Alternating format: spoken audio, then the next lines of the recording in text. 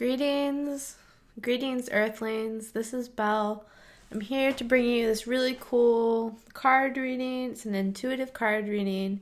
It is in honor of tomorrow, which is a 222 day because it's February 20th, 2020 tomorrow.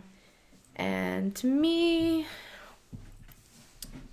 I heard originally that 222 stands for trust, like something that's trustworthy, or thinking about trust in some way, or feeling trusting. I'm not sure if that's what it means to you symbolically. What else could it mean? I don't know. It means really good things, right? Or whatever it means to you. I think you can define it for yourself, and then when you see it in the future, it will remind you of that thing that you defined it as. So that's really fun too. Okay, you can't see it because I haven't set up different cameras or whatever yet. There are two stacks of cards here, and instead of stones, I have them represented by different charms.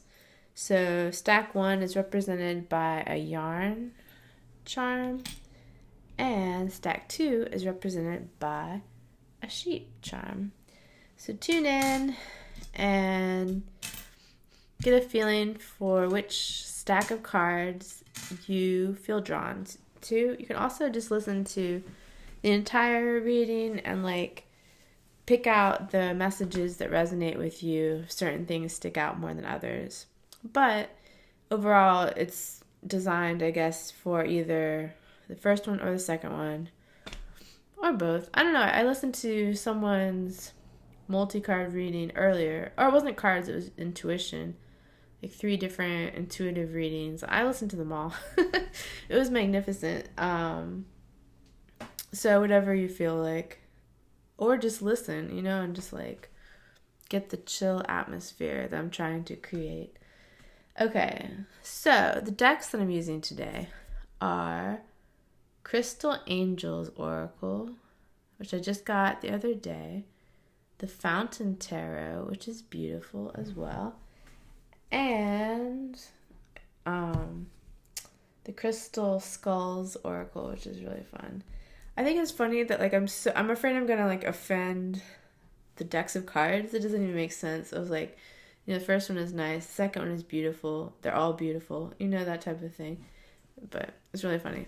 Okay, let's just jump in at this point. So we're starting with stack number 1, intuitive reading number 1, and the charm representing it was the yarn.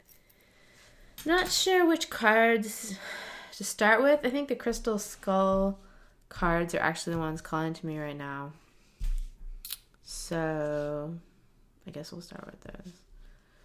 I'm sleepy because it's mid-afternoon. It's almost 3 on the 19th. But this is in celebration of the 20th or 222, whenever you see it. Okay. Let's just have a card. Okay. First Crystal Skull card is... Oh, you gotta be kidding me. This is... Okay, I know this is really funny. The card is 22. That's really funny, right? That's hilarious. Whatever. The card is 22 of the Oracle. So, this card stands for old knowledge. So with this card, I feel like you're just digging up stuff. You're just digging and digging and digging. You want to know about history. You want to know about ancestry. You want to know about old wisdom, old knowledge, like the card says. You want to listen to the elders. You want to listen to recordings of elders from times past. You are just longing for what you consider and what can be considered this wisdom, these good traditions, these sacred rituals of the past that can still be brought to life today. So, I feel like maybe you've already been looking at a lot of history type books and watching different documentaries about history, or you're starting to get drawn to that in some way. Second card is card number 20. So that's also a 2. And this is the card of Sacred Space. So Sacred Space, I get kind of a light feeling with this card. So I feel like, I don't know, it could be about like, excuse me, just taking off my jacket. Sacred space that's light. I mean, I know it's still winter in the northern hemisphere, but just kind of like opening a window if possible, or opening your door for a little while. Just getting in that fresh air, getting everything moving, like releasing any stagnation, whether literal or metaphorical. So just like creating that sacred space. I noticed like the pink color that kind of is at the bottom. So I feel like it's about this having your own sacred space in your personal space, in your aura. So let's say aura. Is it aura? Your aura. I don't know. Sacred space, pink. You want to be this gentle person, but you don't want people... Well, this is how I feel, but I think it's true with this too. You want to be this gentle, compassionate person, but you're also like, hey, don't stand too close to me. Which I hate it when people stand too close to me, like in line or in public or whatever. I either know you or I don't. So I think I would hate like some countries where the mass transit is like really, really crammed. Like I can't stand stuff like that. Like I know it's necessary to go to a concert or get into a big city, but I really prefer my huge amount of personal space. Apparently Americans and the British supposedly require the most, or prefer the most personal space of like almost like 6 or 8 feet. Or at least 6 feet, I think it was. But I don't know if that's like that's a generalization. I doubt that's like a really great study. This is a huge tangent. So the point of this tangent was, I don't know, the space, like the spaciousness goes with the idea of that lightness feeling. So I think that could also mean getting outside in nature in these expansive areas. Like not as much the forest, more like fields or hills with grass and brush, or a big beach area that's really wide with the beautiful sky and the water. So, I don't know, really good feeling with this. Like it's almost a contrast. The old knowledge that you're digging up, and then the sacred space, which is kind of like the sky and the expansiveness. It's like earth and sky. It's very interesting. Okay, let's go on to the tarot cards that are from the Fountain Tarot. Still in stack number 1. Excuse me. The first one is, 3 of Swords. I feel like you're feeling pretty dismal, pretty pessimistic about your romantic life. That's what comes to mind for me. Either like, or if it's not your romantic life for you, some type of thing about relationships. You're just feeling pessimistic. You're done. You feel like withdrawing from the situation. You're just like, it's not worth it. I don't feel like doing this. So I think this is an acknowledgement of that. But at the same time, I think it's encouragement, because it acknowledges that sorrowful aspect of life. But, you know, it's just one card of the whole set of tarot cards. So it's just one facet of life. So I think it's acknowledging it so you can move on in the way that you want to, because no one really wants to be isolated, I don't think. I'm pretty sure no one, for the most part, wants to be isolated. So it's like, feel the sorrow, feel the real feelings, and then regroup. I think that's what that card is saying today. Oh, wow. So for the second card from the Fountain Tarot, we got the extra card that isn't the Infinity card. I'll show it to you. The Infinity card is kind of like the Cosmos. It's the card that they added, I guess the 79th card. It's like the void or the cosmos, infinity. This sense of pure potential and pure possibility, like anything really good can happen. That's so cool that goes with the Three of Swords. Three of Swords, like completely energy of being shut down, right? And then all of a sudden the second card is this pure potential for anything really good to happen.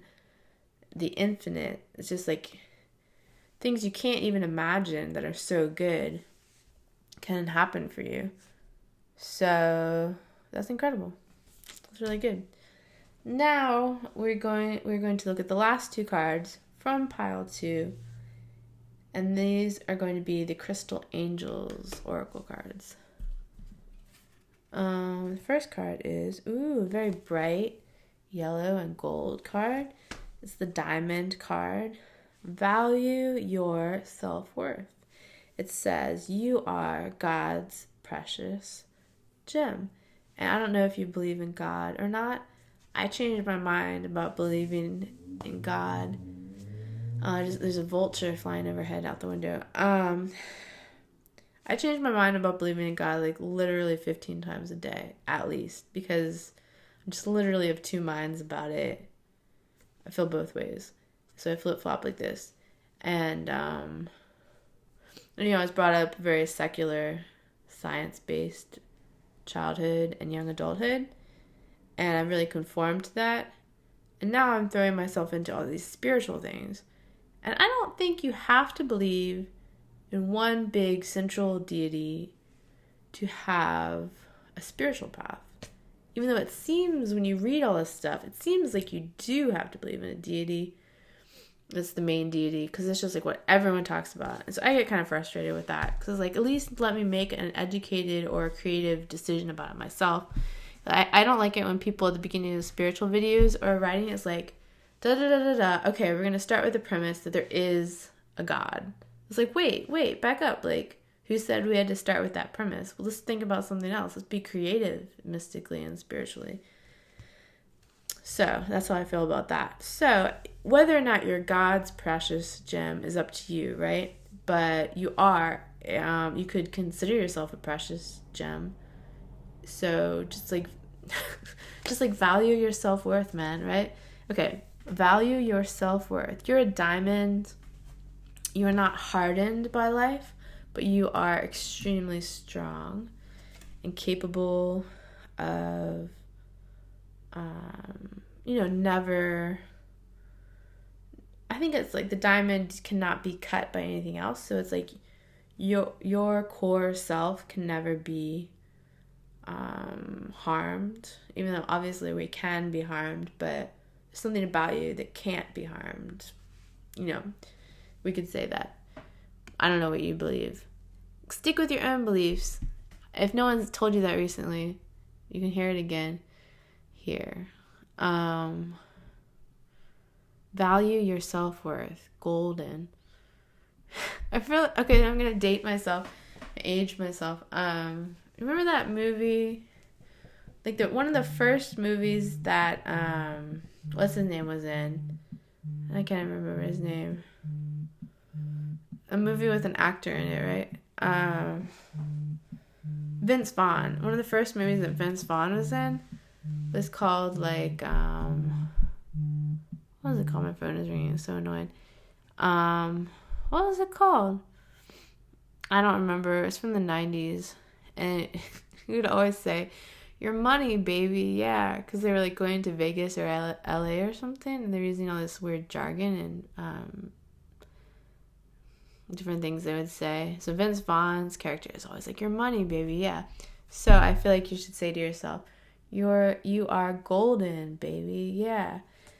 And because you have so much self-worth. Like, I personally choose to believe that we have like infinite, priceless self-worth, and that we need to put that first, because that's how we have the good feelings every day. So that's amazing. What is that movie called? I think it's just called like, Can't remember because it's such a long time ago. I wish I could remember what it's called. It's called Swingers, right? No. It might be called Swingers with Vince Vaughn, one of his first movies from the 90s. And your money, baby. Yeah, you're golden. I mean, adding the your golden part. I don't think he says that. But maybe he does. Who knows? I haven't seen it in a long time. It's one of those movies where you think it's great and you go back and watch it and you're like, this is so aged. Like, you can't say that anymore. And, it's something offensive. And also, you're like, the quality of the, like, special effects or just the film quality is so aged. Like, I see stuff from the 90s and it looks like it's from, like, the late 70s to me in terms of the quality because they didn't have the whatever it's called where it's just like complete clarity. I can't remember. I'm not into technology in terms of televisions that much, so I can't remember what it's called. Like high definition. They didn't have any high definition in the 90s. So like late 70s through 80s through 90s all looks like crap. But people didn't know it back then because there's nothing to compare it to. Okay, I'm just going to call this video The Tangents. Okay, last card from group 1. Purple card. Sodalite, which I don't know what that is.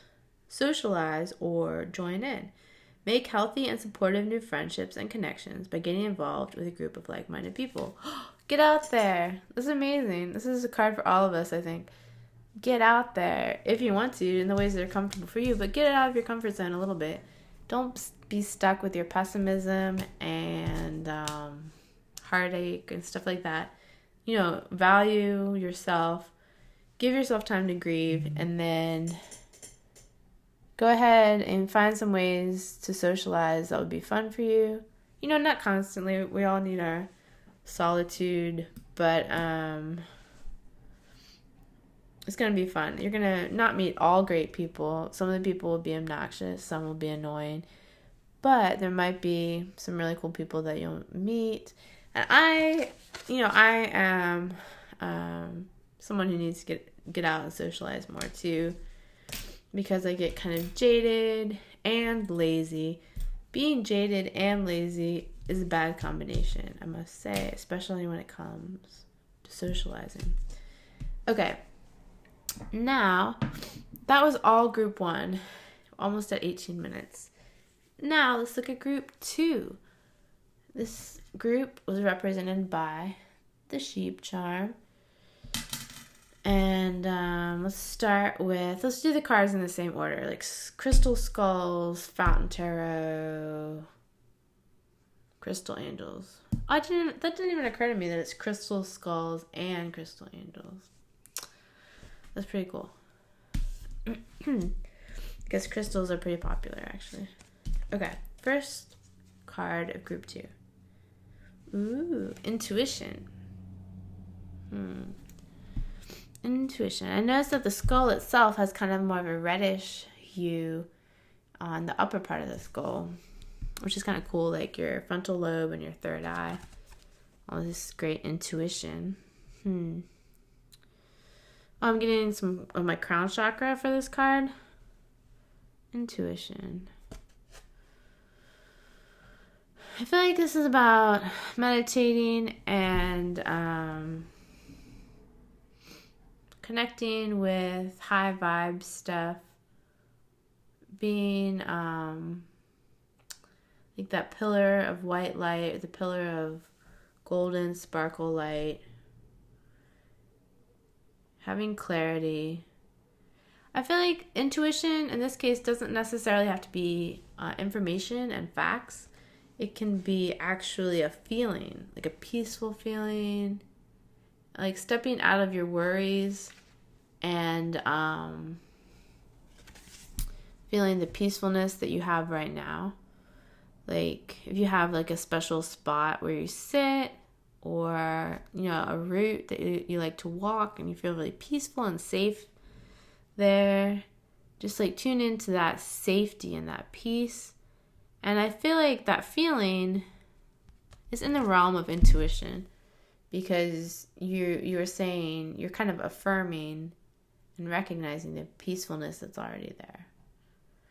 don't know how that's intuition actually, but it's like it's going to take you to a higher vibe if you recognize that piece. Also, like the open-mindedness, I think, is coming into play with this card. Okay. Second card, mystery. These cards are number 39 and number 31. So the threes, mystery. The crystal skull looks a little bit like greenish, like yellowish and greenish, which is interesting. Kind of like springtime, like fresh growth and grass and trees, all the little blossoms and blooms. Mystery. So with intuition, you're getting that high vibe, the peacefulness, kind of a lighthearted way, or a light way. And then with the mystery, we have this kind of rich, sultry,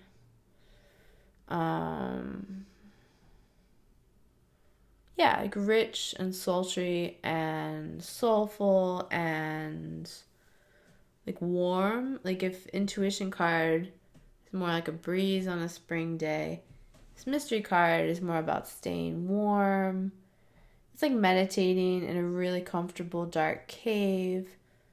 So I guess what you have here is this pairing of outward and upward with your roots in this deep, rich mystery. That's so cool. I really like that. So both are very, not expansive, but both have a lot to offer. And you want to have that pairing. You want to have both. So I think this is about having a balance of the transcendence of the upward expansion that's transcending, but then also the mystery, which is like digging in your roots, this beautiful darkness and this beautiful richness.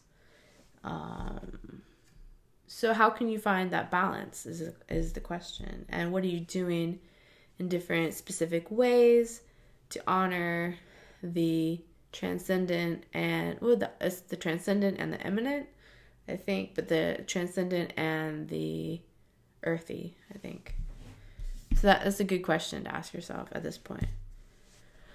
Okay, now for the two Fountain Tarot cards. The first one is Eight of Cups. This is someone who has turned his back on wow, that's interesting. Turned his back on his emotions. And the emotions had a lot to offer. They had like all this giving, but he was unwilling to receive their gifts. It's interesting. It's a time of disdain. He's like disdaining. He's disdainful of the emotions. That's really sad.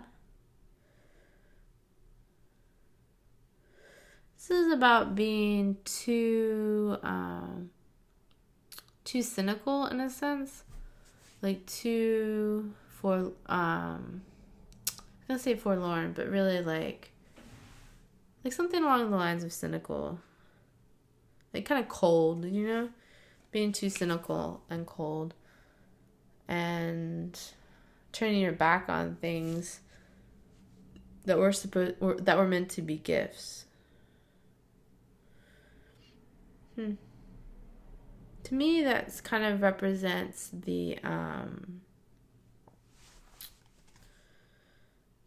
split between what I would consider good, which is the spiritual life, however that makes sense for you, and the matrix, or like the just putting on your suit and tie and just completely dulling your senses and just doing what is expected of you socially and culturally in like the matrix type way.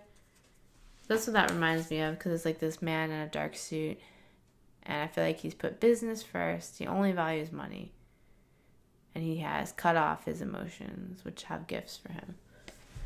So I don't think this is you, actually. I think this is someone in your life and you're having difficulty reaching this person, or you're like trying to extend a hand or extend something that's heartfelt, and this person has turned their back on you. So let's see what the second card has to say about that. Knight of Coins. Okay, this is totally different than the first card. Knight of Coins is about stepping into your personal power and making money in really cool ways that are right for you. So that's different. But the first card, I think it's like acknowledging that there's this person in your life that you can't deal with, and it's okay. You're going to have to let that person come to terms with things on their own. There's nothing you can do.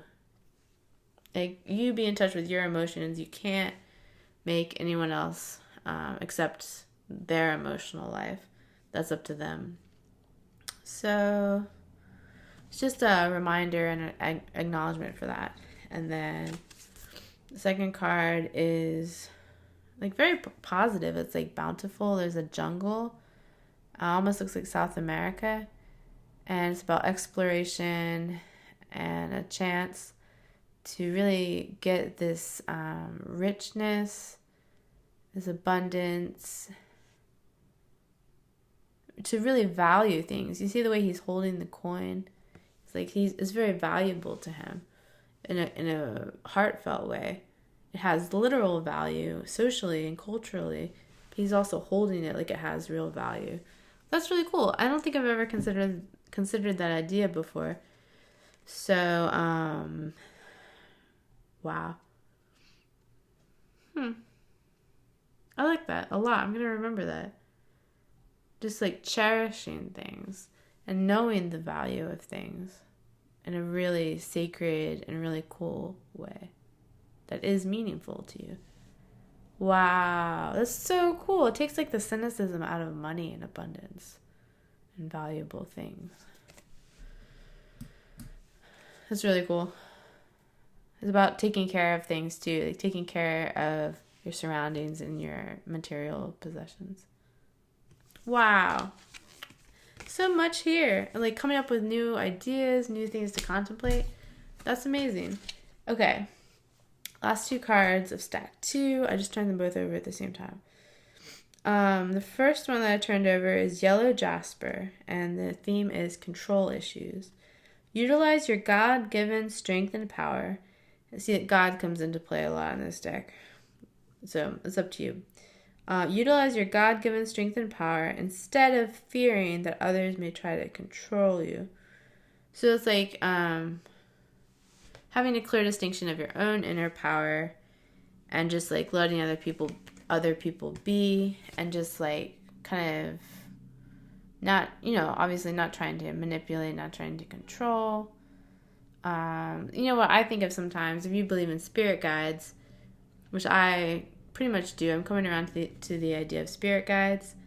I just say, like, someone else's spiritual path is their business to be dealt with in the way that they want to, with their spirit guides in some way.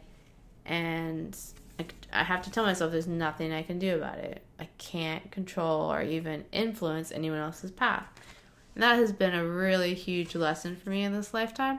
It's like the main lesson I think I came here to learn, is that I can't influence other people basically whatsoever. I just need to listen. So interesting. This is not my card, but how do control issues affect you and your life? Is that something you're working on? Or how does that come into play for you? That's a good question. And then the last card, the second card of Crystal Angels, is a yellow card, golden, and it says, be gentle with yourself. You've been through a lot and need time to heal and recover. So I think this is an acknowledgement that you have been taking a little bit of time to heal and recover, but you can give yourself even more time. It's okay. You don't need to feel guilty, and this can be a really special time for you. It doesn't have to be something to just rush through. When you really, truly heal and recover, you just need to let it be, have that time, like sink into that time, and Don't worry as much as you can. As much as you can, set aside worry. And you see she's holding out the stones like this, like a gift again. I think that means, like, instead of being resistant to the time you need to recover and heal, think of it as this beautiful gift. Not what you're healing from necessarily, but think of the time that you have now to heal and recover. Think of that as a gift and how rich that is. I love that word, rich.